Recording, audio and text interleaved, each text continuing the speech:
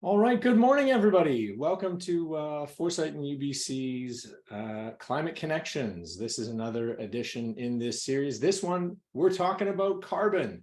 So super excited to be jumping into that topic with some absolutely fantastic speakers. These are people who are working in the carbon space right now, who are sequestering carbon with their companies, who are running and launching projects, who are working in, furthering the research on how we improve what's being done today around monitoring and sequestration, all the good things that I think we need to move forward the carbon tech industry. So I'm super excited to be here. Couple housekeeping notes. One, I believe you should all come in on mute. Unless you want to speak, please stay on mute. We do encourage you to ask questions as we go throughout the session. There's that wonderful chat box there. And I'm not so great at reading and talking at the same time, but I do have Nisha here, who is my assistant, and she will make sure to flag if there are some questions that do come up. We will also have a chance at the end, right? So the first 60 minutes, we're going to be talking to some of our panelists. Then we'll have 30 minutes of some breakout rooms where you will have the chance to ask questions and interact with the panelists yourselves. So that is also a chance for you to kind of introduce yourself, meet some of the other people in the room, get to know some other folks who are interested in this topic. The reason we run this is because we want to break down some of the barriers, break down some of the silos that are kind of created between academia, innovators, industry, right? So people get to know each other and who's in the space, because we believe that is what is going to help drive the ecosystem forward, is people knowing what other people are thinking about and working on, and then who is in the space working on those things. So that's really the driving force here, is to get some dialogue going.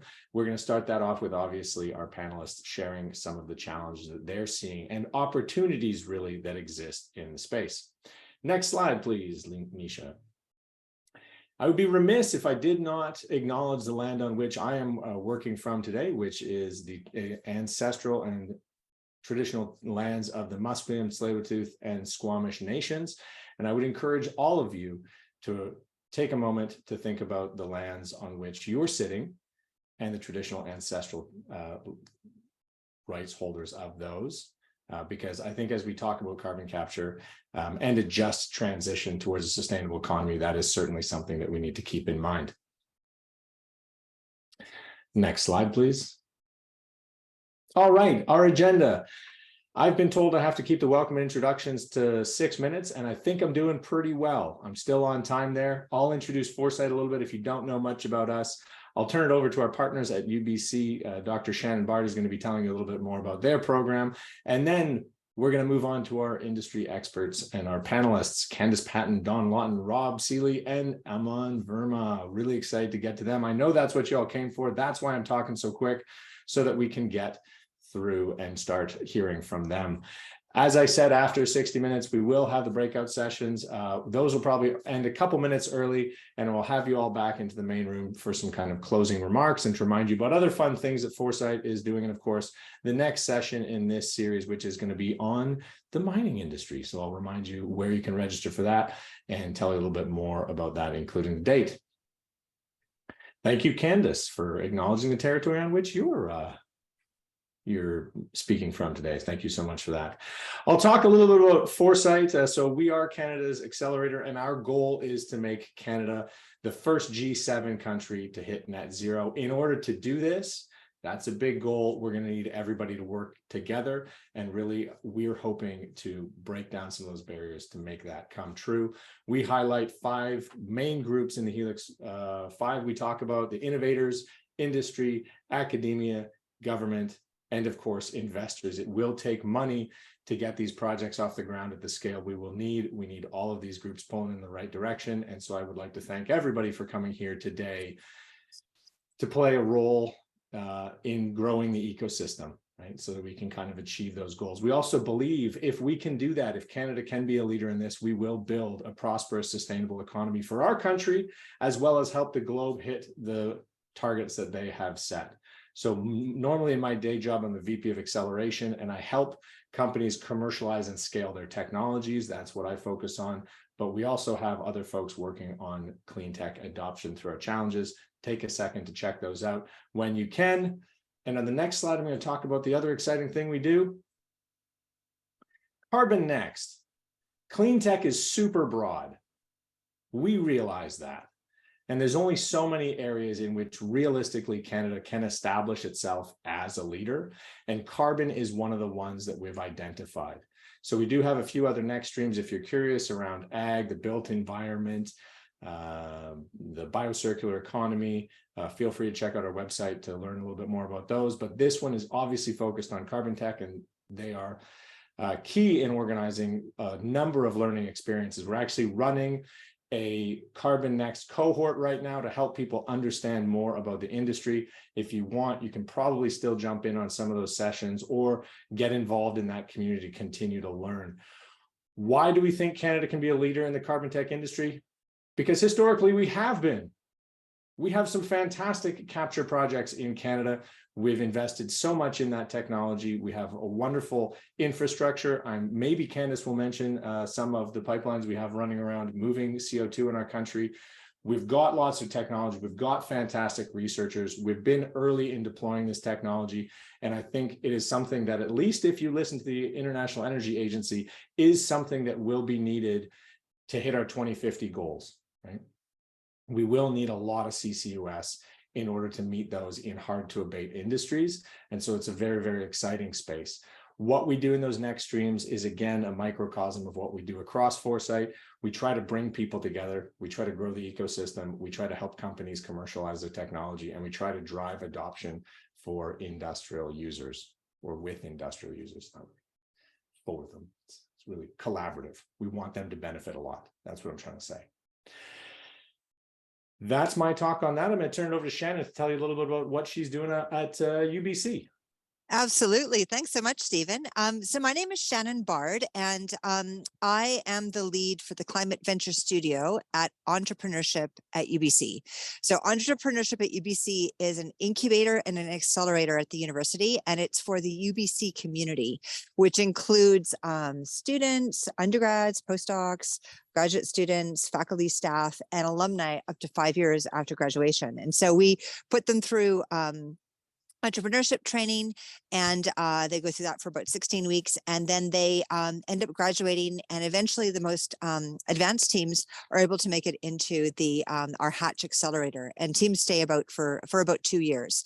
So we've had about 750 teams that have come through the program, something like $1.3 million, $3 billion of investment capital, 750 million in revenue that's raised, and about 1,500 full-time new jobs have been generated through the program. I think there's another slide after that, Stephen. Can we see if there's another UBC slide after this? Very good. So I wanted to talk a little bit about the studio, because some people were messaging me while Stephen was speaking about a little bit more about the studio. So in 2020, UBC declared a climate emergency, and they invited me to come to the university. I'm a former university professor of environmental science. I have also worked as an environmental consultant, working with industry, communities, government for many, many years, doing environmental assessments and risk assessments, and had asked me if we could have some response from the university that would be more impactful than a press release.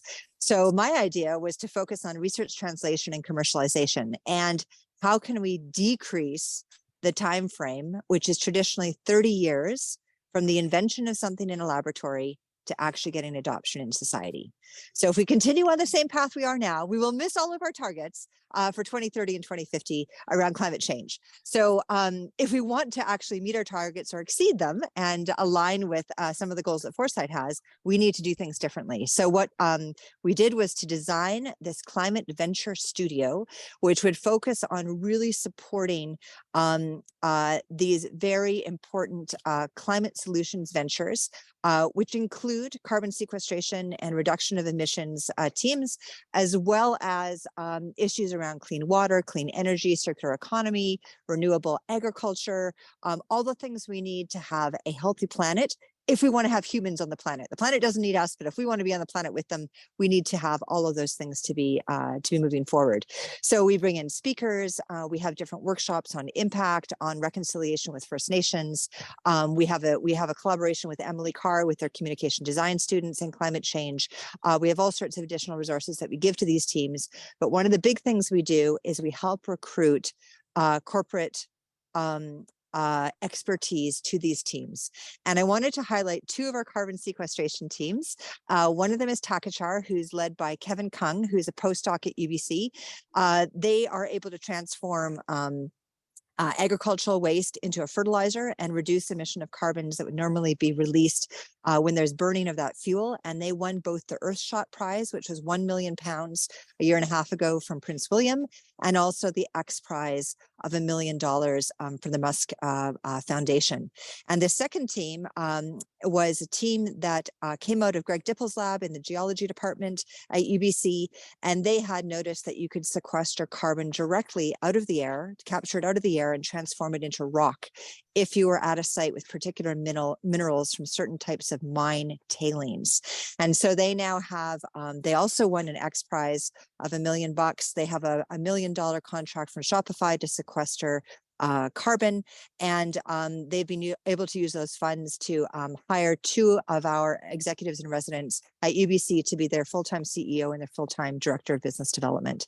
So, so we're really proud of these teams, and we're really proud of what's happening in the ecosystem. And as Stephen said earlier, the purpose of these events is to provide opportunities to really do reverse industry pitches so that our early stage ventures and our researchers who come to some of these events have an understanding about what the market need is, so we can tailor our solutions to actually meet the customer's needs, so we can accelerate that adoption by society. Thanks very much, Stephen.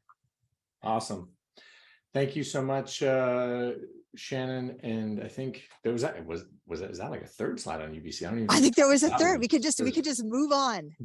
Just moving on. They do other stuff besides climate, apparently, but health is less important. Let's talk about the climate here. That's what we all need.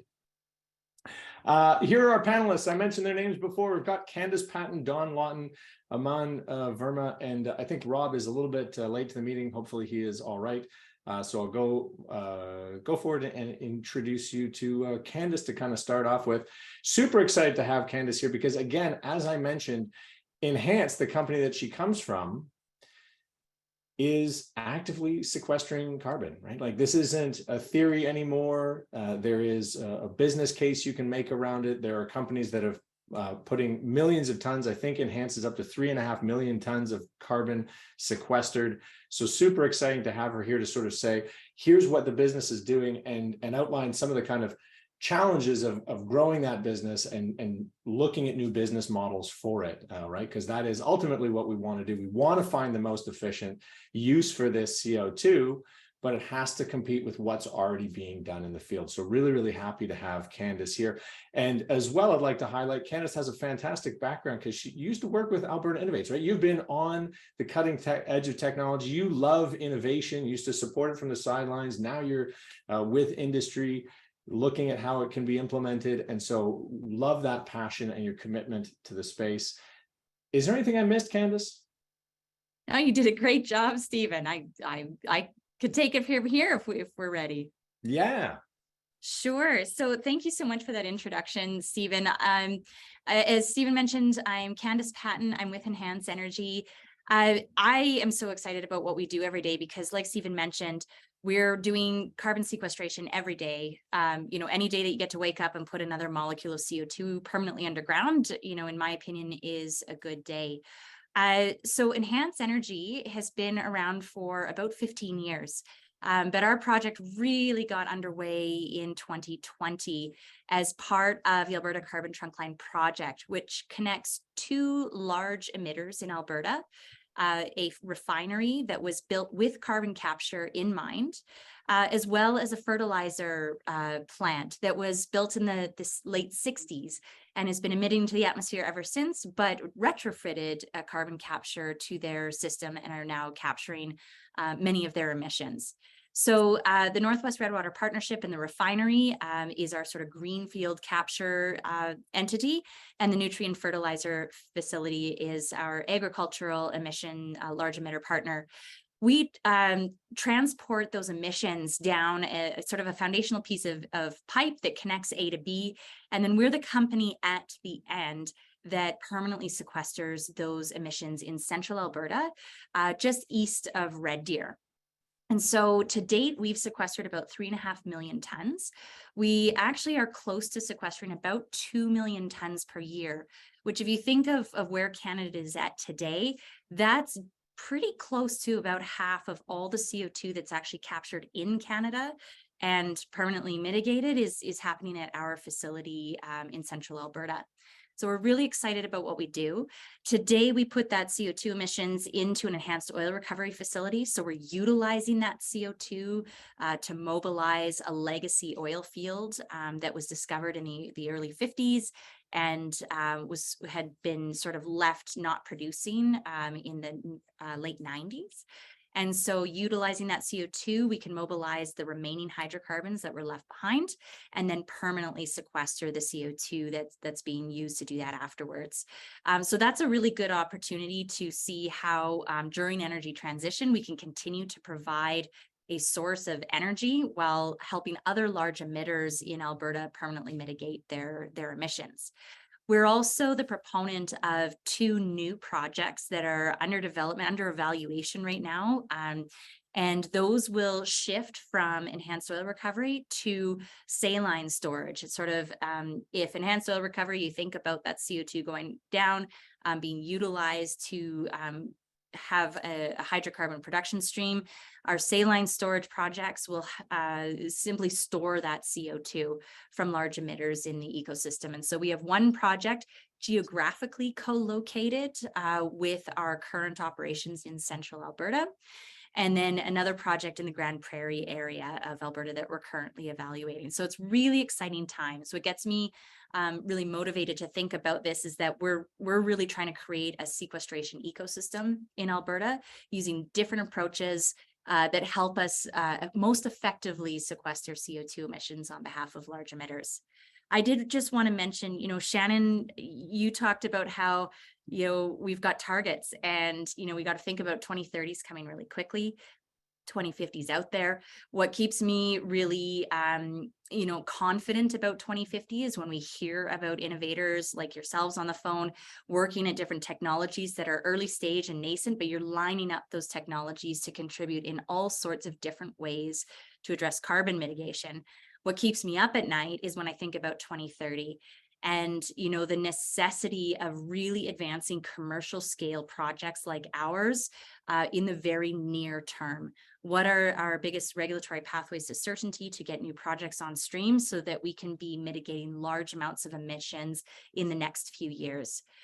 So when I think about that, that brings me to the challenge that I want to put forward to and chat about today is how do commercial projects and innovators interact?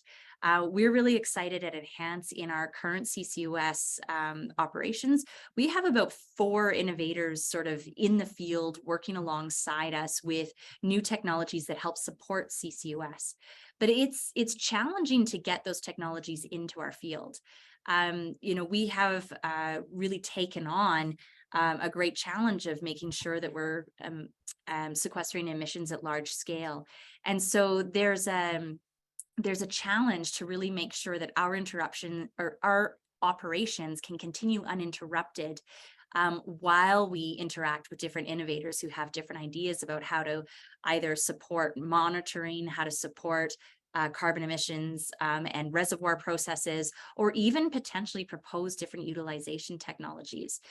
We're really open to working with innovators, but innovators also need to recognize the risk and the opportunity that we need, implementation risks that come along with working with a commercial project. So I'd love to chat more about that. We've got some neat sort of examples that we can share. And I'll look forward to chatting with you over the course of the panel and then in a breakout room near the end. Fantastic. Thank you so much, Candace. And I would have to echo, when I was a young man, I probably never would have said the words saline aquifer sequestration and got excited, but I will echo your sentiment that is now an exciting topic. That's something I'm like, yes, that's great. Tell me more about it. So it's fantastic how things change. We'll move on. I'll turn it over. And you mentioned the word monitoring, and it's fantastic that we actually have Don Lawton here. If you just jump to the next slide there. who's the Director of Containment and Monitoring for Carbon Management Canada. As the name implies, they're all about managing Canada's industrial carbon emissions. And Don has had a wonderful career, both in academia at the University of Calgary, where I believe you have a PhD in kind of geophysics, and has been looking at how things under the earth work for a long, long time, and now applying that to making sure that we can effectively test and monitor whether the carbon that we put underground stays underground, so that we're all confident of what we're doing with sequestration. So Don, thank you so much for joining us today. Thank you for all your work in the field that I know has gone into the current monitoring technologies we have, to kind of providing some of the research that has, helped build up this industry, and of course for your continued work in the space.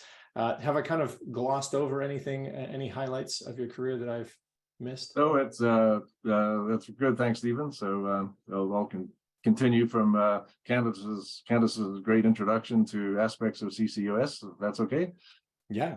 Good. Yeah. So yes, welcome to the panel. Yes, I am the Science Director for Carbon Management Canada, and CMC as we call it. So I'll just refer to it as that. It's a not-for-profit group based in Calgary, but with groups interacting with Foresight and others. The Carbon X group that was mentioned by Stephen. CMC is a partner on one of those projects as well with Foresight. So we're looking at the whole value chain of CCUS, from capture technologies through transportation policy issues, life cycle analysis, and through to storage, which is the area that I'm mostly focused on. So if we look at the challenges for CCUS, the cost of capture still ranks up there as probably the key challenge, and there's a huge effort going on with development of capture technologies. For example, Svante and BC is becoming very successful, and many other groups. So the challenge is for entrepreneurs in the capture space to be able to lower costs and be scalable. And it's another challenge is it's great to be able to do a separation or a capture in a lab, but can you scale it up to millions of tons per year?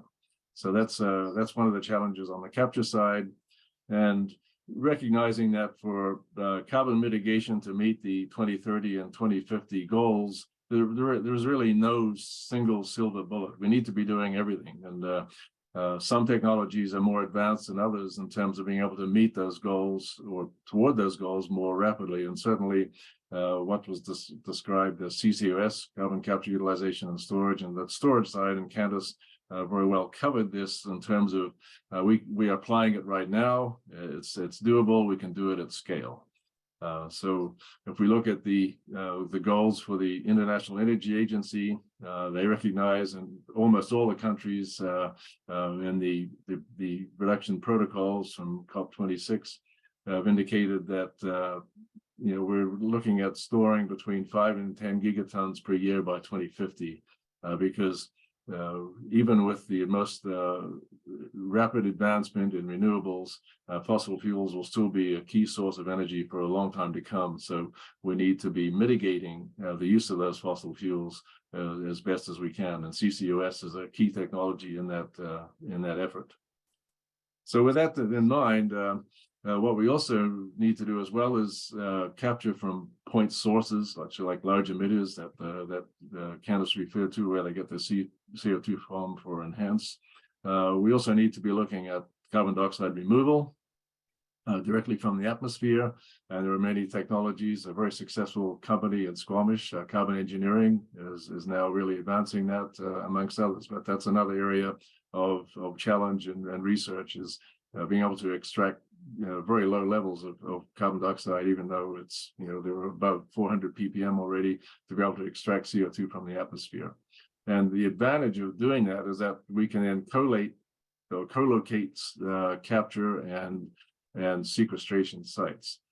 So we can do direct air capture pretty much anywhere, but the locations where we can store CO2 are more restricted. In Alberta, we're very fortunate having very large capacity and these deep saline aquifers.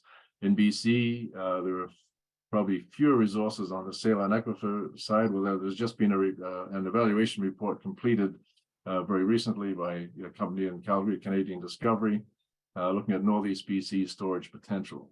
Elsewhere in BC, there's a lot of effort going on into storage by mineralization, and Stephen referred to, and Shannon also referred to Greg Dippel's work, storage and mine tailings and types of rocks that absorb CO2. So these are all components toward achieving the goals that we need. So our role at CMC on the storage side is really developing the monitoring technologies to ensure that the CO2 that we inject underground stays there. We know where it goes. And we actually run a field site near the city of Brooks, about 2 hours southeast of Calgary in Newell County, where we actually do lots of research. And Candace mentioned sometimes the logistic issues of trying to tack on research aspects into a commercial project. We are a research injection site. We inject very small amounts of CO2 at a relatively shallow depths, probably less than a few tons per year. And we've currently injected about 70 tons over 4 years. And we've been able to advance monitoring technologies to be able to look at the detection threshold of CO2 at various depths. And we have lots of innovators who come and work with us because we are an open research site. So we're the next step in that research development chain of going from desktop to a very small scale field pilot.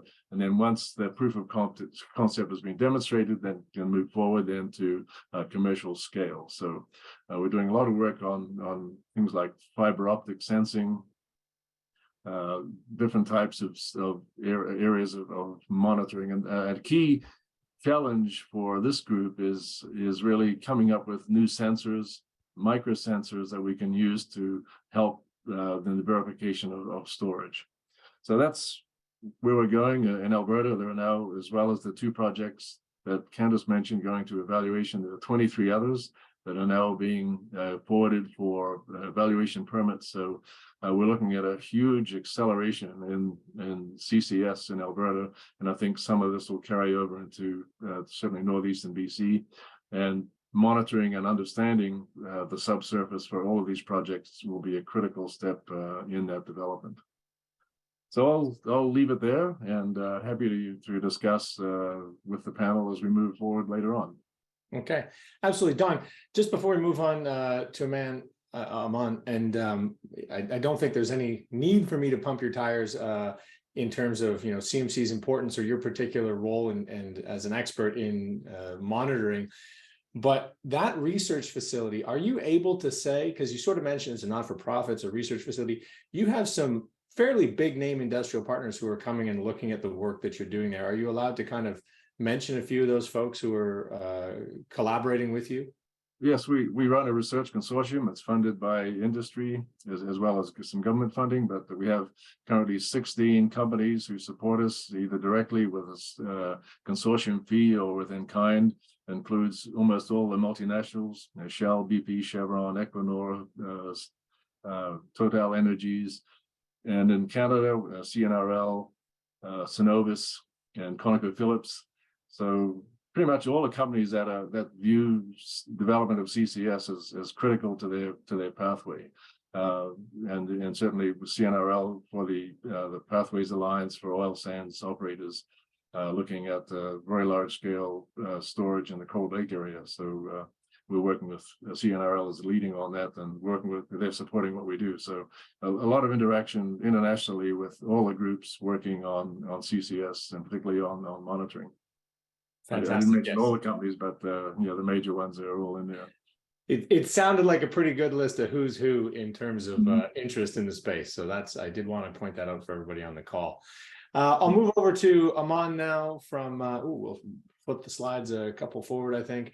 And fantastic. We've sort of talked to Candace, who's actually, actively putting the carbon in the ground. We've talked to Don, who's monitoring it once it's in the ground. And of course, Aman at Enerflex, they're working on projects to actually capture it in the first place. So it can be put in the ground and monitored. So we've kind of got a soup to nuts view on people working in this space and kind of some of the challenges that are facing it.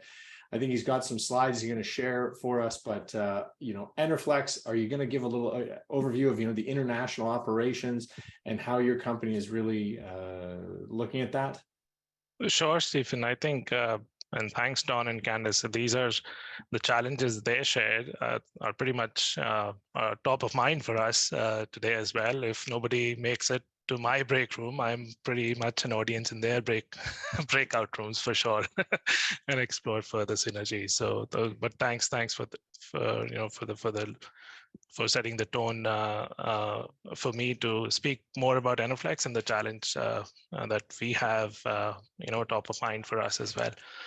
So Enerflex, let me start with saying that we are a vertically integrated global supplier of energy solutions. Apparently we have 40 years of managing CO2 and proudly say that we are people behind the people. And, in the past few months, spreading out the word, I see there is a gap in terms of what Enerflex can bring on the table. And also the underrepresentation of manufacturing and packaging of clean tech solutions broadly in the industry is also underrepresented, right?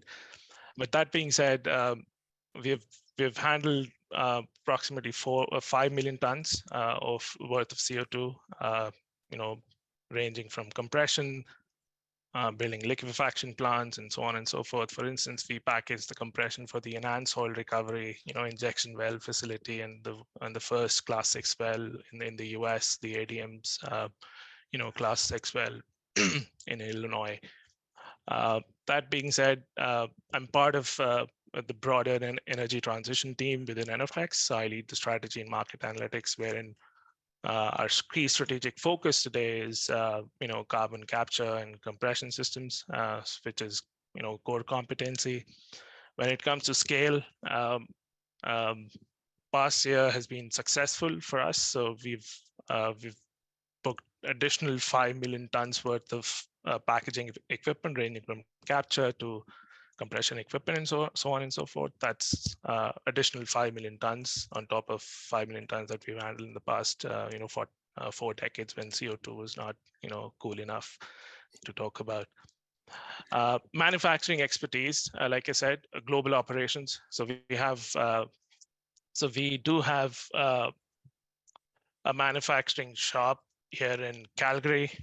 We have a shop in Houston, Telge, one more shop in Oklahoma after the recent acquisition of one of our largest competitors, Exterran, which was closed late last year, and Australia and Middle East. So we have a global footprint in terms of manufacturing and packaging. In lines with that, we're actually piloting building real post-combustion carbon capture pilot technologies. So that will be, 4 capture technologies for a client based in Canada. Hopefully we can put some steel on the ground, later this year. So we're excited about that as well. And a key critical element of our strategy is also owning the infrastructure. So we already own roughly close to $2 billion worth of energy infrastructure, majority, contract compression, and even, and also natural gas infrastructure, in the Middle East, Latin America, and the US primarily, as you see on the rightmost chart. So hope that gives you, a good enough background as to who Enerflex is. Coming to the challenge, I think Inflation Reduction Act has been a game changer, and which is what we've seen in the markets as well, wherein, a lot of these easy to abate, sources of emissions, ranging from natural gas processing, ethanol, fertilizer, industries are the ones that are the lowest hanging fruit today. And if you see, you're able to monetize that carbon reduction through either 45Q in the States, and I think in the rightmost and the right chart there, it shows you, what are the break-even points when it comes to, if you look at the Canadian carbon tax regulation perspective, which can be quite nuanced as well, depending on where you do the capture and so on and so forth. So So that's been our primarily the markets have been focused on, but the holy grail is the middle portion, which is the moderate to bit or the post-combustion capture, wherein there's a huge market potential, not only in North America, but across the globe. And then then there is the hard to abate industries, wherein, CCS is definitely a role to play. The iron and steel and the cement industries. Long story short, I mean, CCS is still expensive. There are, policy instruments that underpin the market development in North America, specifically in the US. But are there any other instruments that may be utilized? More specifically, carbon markets is something which provides a pathway to monetize CO2 when it comes to doing CCS along the value chain, right? And whether that price is, reaches the hurdle rate or not, that's a question mark. But absent liquid markets, carbon markets, both in the primarily focusing on the voluntary carbon markets, which tend to be more global in nature, especially in jurisdictions where we operate, primarily not Latin America, Middle East, and Australia. Australia has a carbon market in place, but the price and the price that's been offered today in these markets are less than $40 a ton. So what are those? What are the tools? What are these enablers? So coming to the challenges is how do we build liquidity in these markets? So what are the tools? What are the pathways available today to enable projects in these jurisdictions? And what do we need in the future?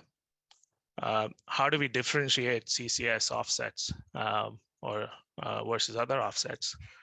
I mean, if you look at the current prices of nature-based credits, or even some of the technology-based credits in some of the platforms that actually handle and settle trades, very nascent though, but they range less than $10 a ton. So should CCS offsets command a premium, and how do you ensure that they command a premium? What are the key enablers to make that happen? And since CCS, you can do CCS in multiple industries, how do you differentiate your CCS projects? How do you command a better premium for one project versus the other project? And the third is, are there any other alternate pathways, which I just talked about, which are not underpinned by policy support, getting the nuances around some of the commercial structures, what can be potential price guarantee mechanisms to reach the hurdle rates, any other market driven approaches that may exist to monetize the CO2. And again, policy has a big role to play. Again, how do you ensure the interoperability offsets across different trading systems, right? You have a trading system in one jurisdiction, you have a trading another compliance trading system in other parts of the world. How do you ensure that there are interoperability, given there is potential for huge arbitrage as well? So I hope this gives a good context around what we are looking at, and I'm hoping to engage with the audience and take questions. Yeah, Aman, thank you so much. That's a great view on, you're able to run projects right now in North America. You've got operations around the world, but there's not the kind of market that allows you to economically make a business case for running those projects. So I think that is a big opportunity, obviously, because carbon, once it's in the atmosphere, doesn't care where it came from. It's still going to cause us the climate problems that we all want to avoid. Real quick question. Are you going to share that presentation with us? Because I would love to print off that graph you had on the left-hand side. I'll stick it on my bathroom mirror so I see it every single day. That was a great kind of state state of where things are in terms of economic viability. So if you can, great, because it seemed like you had some public sources for there. So I obviously don't want you to share anything that's proprietary to Enerflex, but if it is publicly available, that seemed like a really cool graph. The next presenter, Rob Seeley, is the president of E3 Merge Consulting. Rob has worked with Shell at their Quest project in one of Canada's earliest kind of commercial scale capture facilities. So bringing that online, so fantastic history in the capture industry, and is now kind of looking at opportunities in BC. Spent a little bit of time working with LNG Canada, which is obviously developing a large natural gas facility, and so has a good understanding of what challenges exist there, and also has looked at what opportunities exist in BC. So going from Aman's view of what are international opportunities, or what things need to be done to bring on more projects internationally, to Rob, who's going to talk a little bit more on what needs to be done in specific regions to enable projects to move forward. Rob, did I miss any highlights? No, thank you, Stephen. Can you hear me?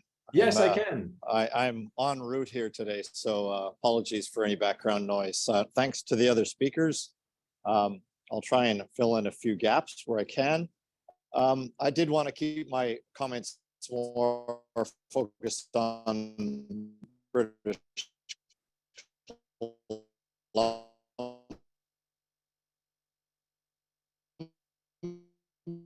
Columbia, and I think points I wanted to make about and the importance of that for projects, or many of them are really offset projects. When you think about capturing CO2 from the atmosphere, well, that's not a regulated activity. So that actually falls under a category called offset. Similarly, biogenic CO2 from a pulp mill. Again, that's not a regulated and taxed CO2. So that you capture that, that's an offset. And even processed gas emissions. So much of these projects are considered carbon offset projects, and therefore we need a functioning carbon offset market, which we still don't have in British Columbia, but I understand we're getting close. So that's definitely a regulatory hurdle that needs to be in place or taken down. The second point I wanted to make a little bit about carbon capture costs and economic risk. Really, 80% of the capital risk is in the capture, and so that's why we have a lot of research to make these projects a little more competitive or affordable. On the other side of it, the technical risk, a lot of it is in the subsurface. So technical risk is subsurface. Where are we going to put this stuff? And so we really do need to understand the geology of the regions and the sedimentary rock that we're planning to do the Columbia. We have a well-mapped sedimentary and the Horn River and the whole of Northeast sedimentary is well delineated. However, we have other basins in British Columbia that are closer to industrial point sources, and they're not mapped. So I would refer to the Nechako Basin, the Canal Trough, the Queen Charlotte Basins offshore. I know we have a moratorium on drilling. Does that include CO2 storage? So those are areas we need to actually do some more work on in British Columbia and get a better understanding of the storage potential and volumes. And then when we move back to carbon capture, I did want to comment aspect I think is a really good one, because hopefully I'm still coming through here. Yeah. The mineralization opportunity is a really good one because of the potential for scale. When we look at carbon capture utilization, often we're in niche markets. We're in small scale of stuff. We're either trying to manufacture acetylsilic acid or some chemical, unique chemical with the carbon we capture. But what the mineralization application gives us a scale 2 and tailings fines. Well, that's big volumes. And so that starts to take us to where we need to be for carbon capture and utilization. Many of the other applications are very small volumes, so they don't give us what we really need for our carbon solution. And then I did want to maybe talk about one more opportunity in British Columbia, and that is biogenic CO2. And so all of the industrial emissions in British Columbia are roughly 25 million tons, but there's another 15 million tons that's not accounted for in that number. It is accounted for in their carbon accounting annually, but it's the pulp mills of British Columbia, and that CO2 is in fairly high volumes per stream. So I would say each pulp mill would be 1, 2, 3 million tons of CO2, probably more like 1.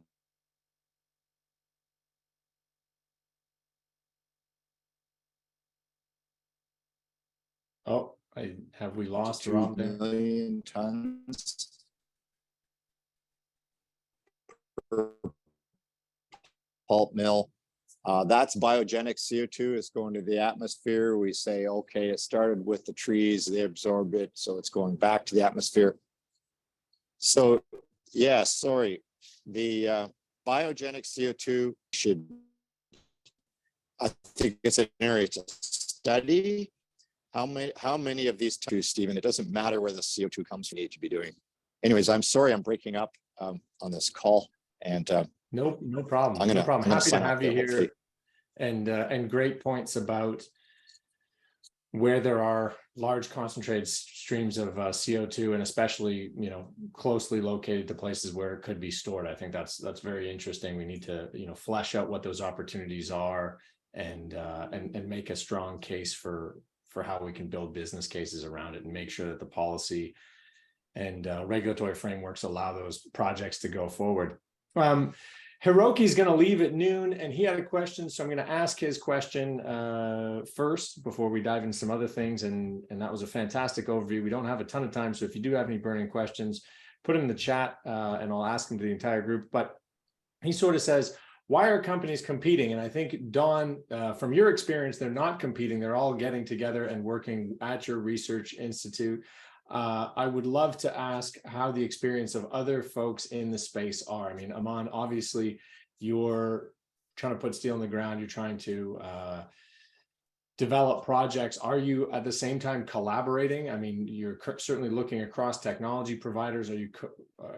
Do you feel that there's a collaborative environment to kind of leverage best practices to make sure that that price goes down as quickly as possible? No, absolutely. I think we believe that's the way forward. You know, collaboration and partnerships are a critical element when it comes to scalable, scaling new technologies that are commercially viable at the end of the day. We are technology agnostic. Enerflex as a strategy. So we are technology agnostic. So we will package or build or engineer the solution which is the right fit for that particular application. So happy to engage if there are any interesting technologies. So we have been engaging with a lot of them, but we finally selected with a few because of their state of maturity. So I would say anything above 6 is our sweet spot, wherein we can take it from 6 to 7 or maybe 7 to 8. That type of maturity that we believe we can really help scale in the near term.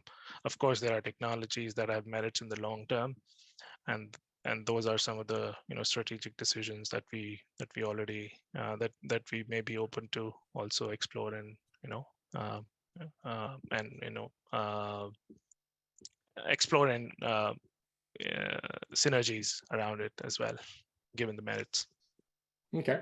Candace, I'll ask you the same thing. I mean, your experience at Enhancer, is it a dog eat dog world? Are you fighting for other people for the chance to put the CO2 in the ground? Or are you kind of working with other folks who are at that final stage to leverage best practices or encourage research or share kind of knowledge? How's your experience of the marketplace for your sort of niche? Yeah, I think I can echo on one hand what Aman said. Collaboration is essential. Relationships are essential, especially in a place like this that while CCUS has been happening in some forms with geological storage for over 75 years. We know a lot about it. There's certainly a strong public confidence piece that needs to be addressed by the entire industry. And so knowledge sharing, collaboration around best practices, safety, the measurement, monitoring, verification piece, those are all fabulous opportunities where collaboration is necessary. On the other hand, though, we love competition on our side. Because we're really good at what we do. And so in an environment where we can compete for good projects to be out in front and provide sequestration supports for large emitters, we appreciate that competitive environment because it gives us an opportunity to show our skills, our depth, our capabilities, and really make sure that we're putting forward the best projects for the province that are cost effective, because this is still a cost. And, someone said earlier, it's still very, very expensive to capture. And I'd say, CCUS today with commercial amine solutions, that is the cheapest way today to mitigate your carbon emissions. But it is a cost, and it's a cost to companies. So when you've got organizations that are looking to build the best, most cost-effective opportunities, I think there is a good reason to have some competition in those spaces. A fully regulated environment around, transportation sequestration may not give you that performance on cost that we really need to push that needle into commercial deployment. So I think it's a balance. I think there's opportunities to collaborate, certainly, but there's also good opportunities and good reasons to have a competitive environment as well. Excellent. Thank you so much for that view on the balance of the things you need to get together, and as well when to put the gloves on. Don, you had a point on that? Well, I agree, largely with Candace, but I think there's a difference between CO2 storage and comparing that to hydrocarbon exploration, where there is a lot of competition on the exploration side. Certainly in the subsurface, I think we're seeing a lot of willingness to collaborate with all of the 25 projects that are developing in Alberta. The common, everybody's staked the area of interest, so that's, there's no competition currently about whose pore space will get which part. But I think understanding the subsurface and being able to work jointly and share knowledge, Candace mentioned knowledge sharing, that's going to be a key element to advance this rapidly. And I think there's a willingness to understand the subsurface on a community basis. We're certainly seeing that in our directions. Excellent. Thank you for that color. We've got a few minutes before I want to open up the breakout rooms, and we can kind of get down to some more individual conversations with folks. Candace, I heard earlier you mentioned there were some great examples, right? And at the same, we are looking for research to kind of be done that can drive some of the policy forward that Aman and Rob are talking about. We're looking for lots of good work, but looking at how innovation, when there's actually hard pieces of technology, move from the lab out into the field. And that was what you were sort of saying. That's not always easy, right? If you're sort of saying someday this can make your whole operation better, how does that? What are the challenges to trying that out today? And you sort of said, they have to understand that there's a framework. You've got a running business. Can you share a little bit more or dig into some of the kind of individual challenges we've had to say no to an innovation that looked really, really cool, but you have the requirements of your site? Yeah, absolutely. It's a really interesting challenge because, like you mentioned, I've come from the innovation ecosystem. I led the clean tech team for some years at Alberta Innovates. And so, I've always been a huge proponent of innovation. And when I look at what we're doing at Enhance today, it is very innovative in itself. We're one of those, first out in front as a large commercial scale sequestration project. We're one of two in Alberta that's operating today. under protocols and under approved MMV measurement, monitoring, and verification plans and that sort of thing. So we do have obligations that's cover the work that we do. We have contractual arrangements with large emitters who are have a driver to mitigate their CO2 emissions. So there's a lot going on in our business that we need to prioritize. That being said, we're also very open to innovation because this whole system is evolving rapidly. And while I think that the work that we do has some significant near-term benefits and opportunities, there's so much innovation that's going to get us to our 2050 goals. And so I think that's really where we want to see our entrepreneurs and innovators being supported at all levels of their development.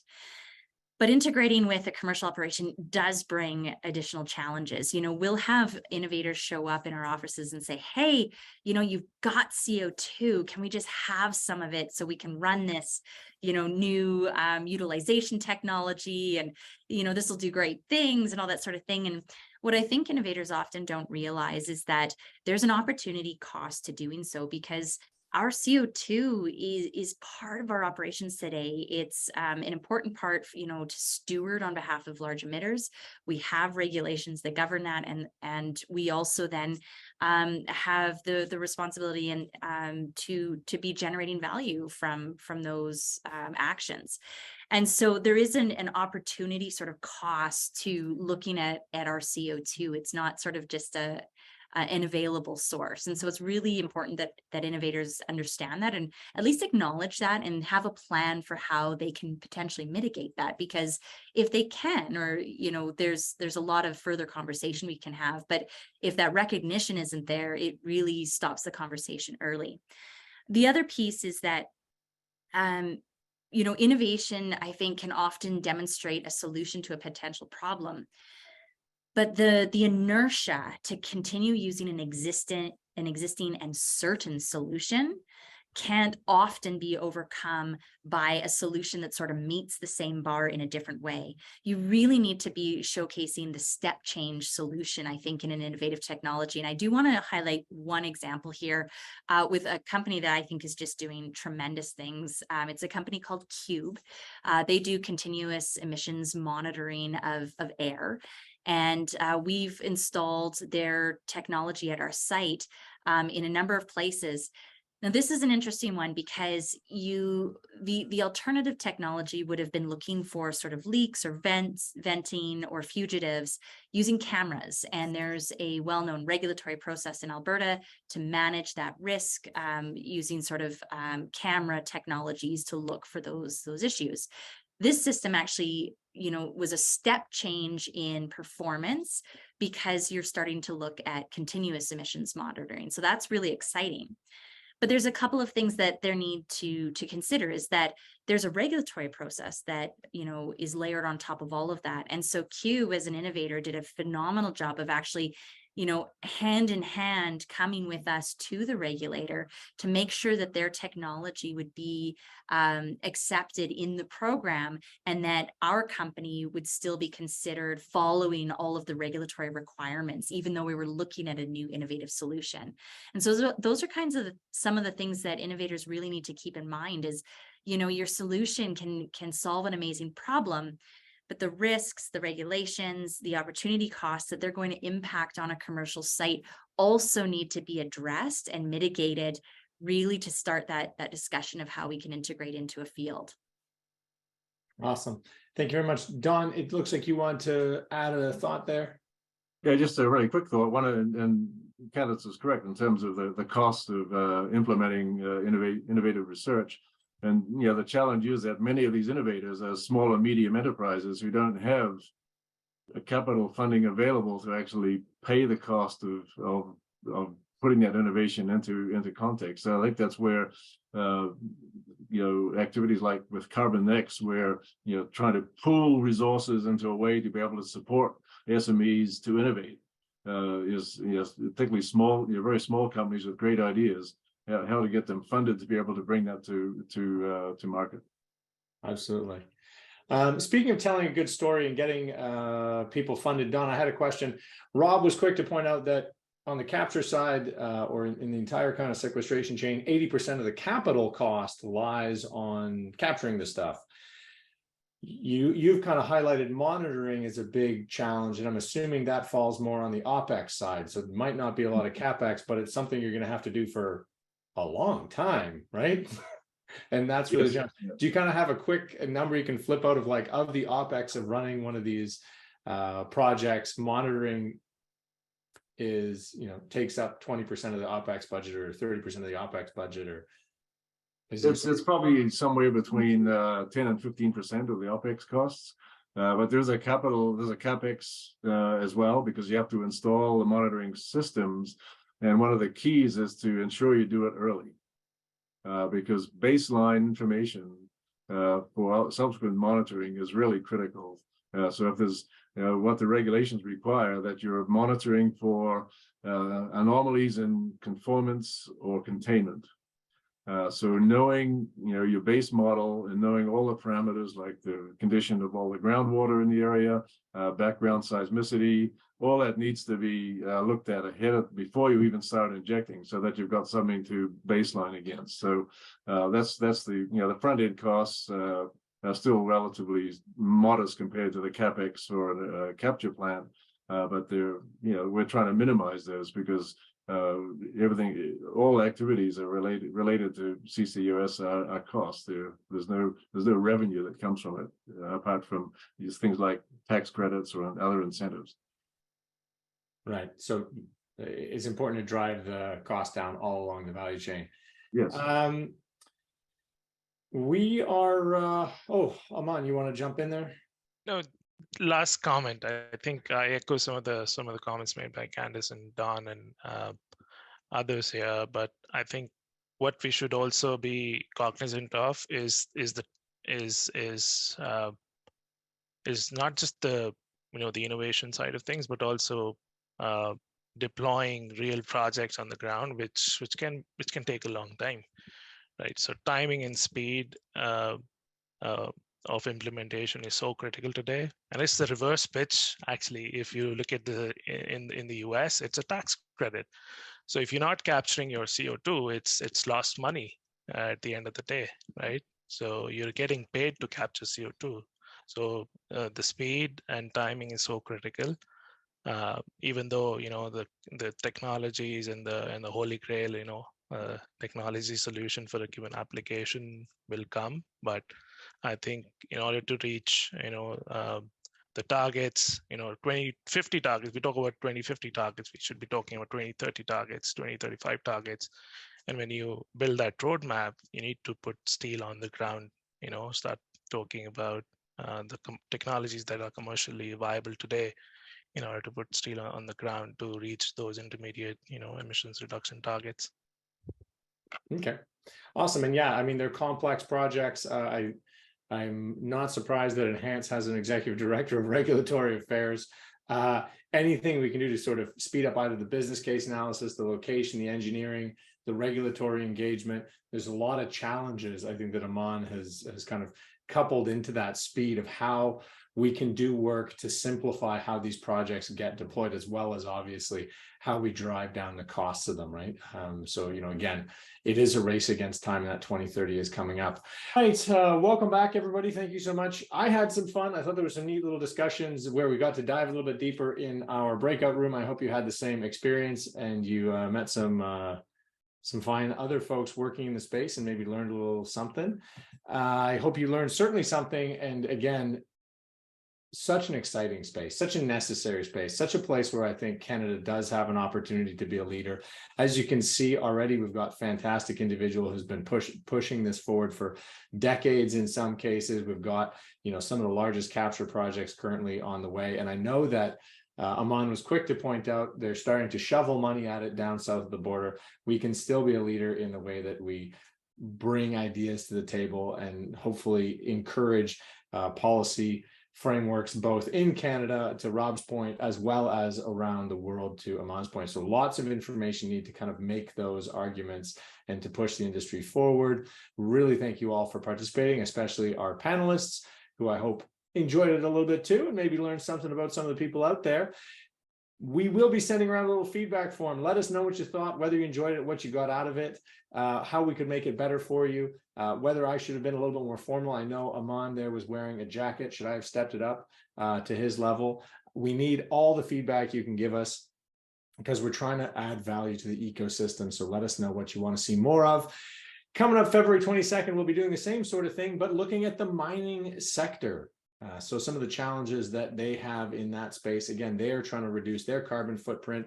Mineralization was talked a little bit about today, but they've got a lot of other areas where they are using too much energy and emitting too much GHGs, as well as some of the other resource challenges that they face. So we'll be talking about that February 22nd. If you know of anybody who is touching water resources, there's actually a great little piece I shared on the Foresight Community of Innovators around some challenges identified by the International Mining Innovation Institute. So there were actually 26 different technology areas.